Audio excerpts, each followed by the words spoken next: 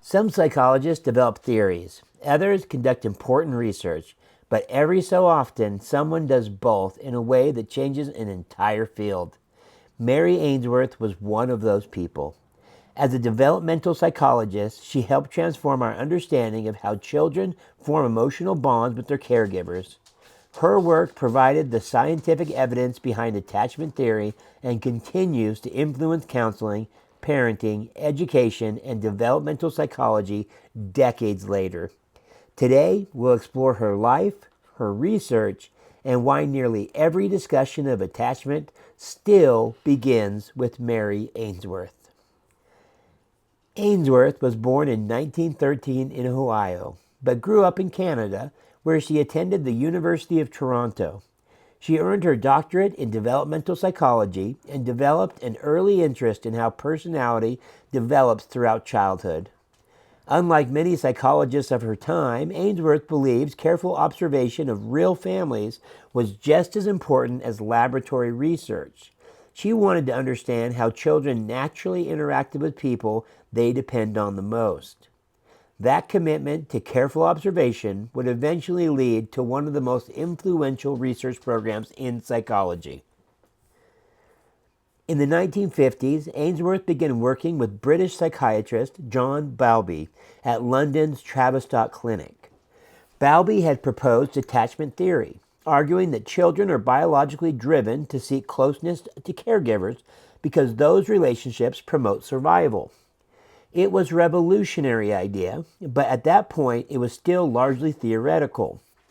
Mary Ainsworth brought something Bowlby needed, a systemic observation and rigorous research. Together, they formed one of psychology's most influential collaborations.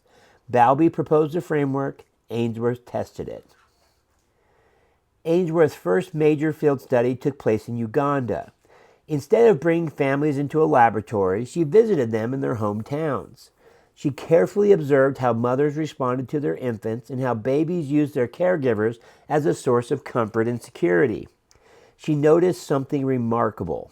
Even across cultures, infants consistently turned to trusted caregivers when they were distressed and confidently explored their surroundings when they felt safe.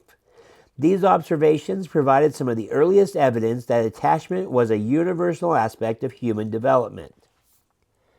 Later, after moving to Johns Hopkins University in Baltimore, Ainsworth expanded her research further. She conducted detailed home observations of American families over many months before bringing them into the laboratory. Because she had already observed these children in everyday life, she was able to compare their natural relationships with their behavior during the structured assessments. This careful combination of home observation and laboratory research became one of the greatest strengths of her work. Perhaps Ainsworth's most famous contribution is known as the strange situation. In this carefully designed procedure, a young child enters a room with their caregiver. The caregiver briefly leaves, a stranger enters, and eventually the caregiver returns. The goal was not to upset the child. Instead, researchers wanted to observe something very specific: how children use their caregiver as a secure base for exploration and how they responded when that source of security temporarily disappeared. The reunion between caregiver and child turned out to be especially important. Some children were easily comforted. Others remained distressed. Some appeared emotionally distant. These differences formed the basis for identifying distinct attachment patterns that continue to guide research and clinical practice today. Children with secure attachment view their caregiver as a dependable source of safety. They feel comfortable exploring new environments because they trust that the support will be available if they need it. When the caregiver leaves, they may become upset, but when the caregiver returns, they are usually comforted quickly and resume exploring. Secure attachment doesn't mean a child never experiences distress. It means they trust that someone will help them regulate that distress. In anxious attachment, children often become highly distressed when they become separated from their caregiver. Even after a reunion, they may continue crying or struggle to settle down. Researchers believe that these children may have experienced caregiving that felt inconsistent or unpredictable. It's important to remember that these behaviors developed as adaptations to their environment, not as flaws in the child. Children with avoidant attachment often appear unusually independent. They may show little outward distress when the caregiver leaves and may not actively seek comfort upon return.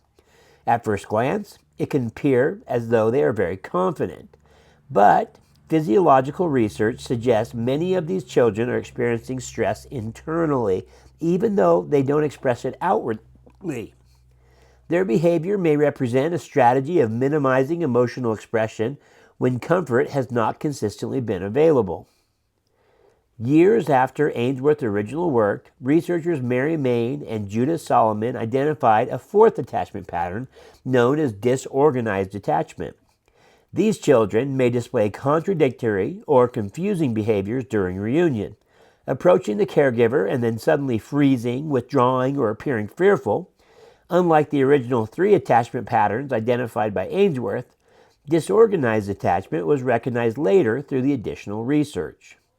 Today, it is often associated with frightening, chaotic, or unresolved caregiving experiences, although every child's situation is unique and should never be reduced to a simple label. Attachment styles are often misunderstood. They are not personality types, they are not permanent labels, and they certainly are not a way of judging parenting or predicting someone's future. Instead, attachment styles describe patterns of relating that develop over time through repeated experience. Understanding these patterns helps counselors approach people with greater curiosity and compassion rather than blame. One of the most hopeful findings in modern attachment research is that attachment can change. Healthy relationships, effective therapy, supportive communities, and consistent experience of emotional safety can all help people develop greater security. Our brains remain capable of learning throughout life. While early experiences matter, they do not define our future. Healing relationships can reshape the way we experience ourselves and others. Today, attachment theory influences nearly every area of counseling.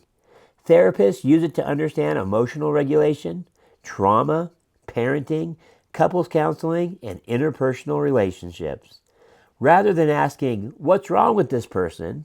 attachment-informed therapists often ask, "What experiences shape the way this person learned to seek safety and connection?" That shift in perspective encourages empathy, reduces shame, and helps guide more effective treatment. Ainsworth didn't simply add another theory to psychology. She provided the scientific foundation that transformed Bowlby's ideas into one of the most influential frameworks in modern mental health. Her work continues to shape research, counseling, parenting, and our understanding of human relationships around the world. If you enjoy exploring the pioneers who shaped psychology and counseling, subscribe to The Quiet Mind. I'm Daniel, and I'll see you in the next episode as we continue our journey through the history of counseling. See you in the next one.